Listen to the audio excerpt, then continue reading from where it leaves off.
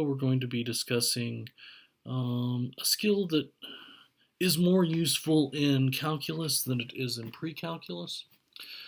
But the big thing is finding an f and a g such that this occurs. So if we know what h is, can we find f and g? The answer is most assuredly yes. And let's actually look at why with two examples. So in this first example, we have this particular setup. H of x equals parentheses 2x plus 3 plus to the fourth power. Now, if we recall, f of g of x says we take x and we put that into g, we take whatever answer that is, and we put that into f. So all I need to do is ask myself, what is the inside function? And my answer to that is going to be this, 2x plus 3. That's clearly not the only possible answer, but it's the most efficient answer. So let's look at what this gives us. My inside function is my g. So this is inside, and it gives us our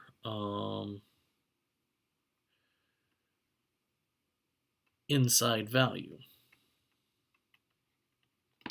meaning that my g of x is 2x plus 3.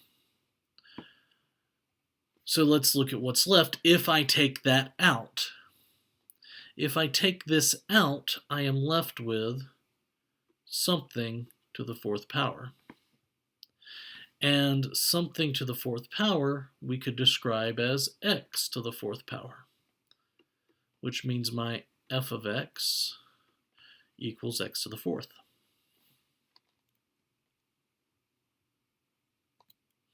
We'll look at one more here. And again, our f of x and our g of x are not necessarily unique. Here, we have this 2x cubed plus 6 that is inside my denominator. So I could quite easily state that 2x cubed plus 6 is my inside function. And if I do that, that tells me that my g of x is 2x cubed plus 6.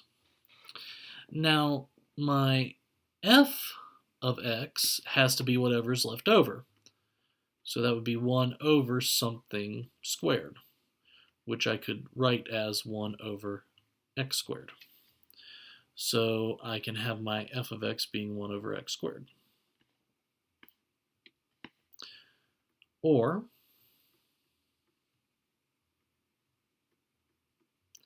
I could have done something like this.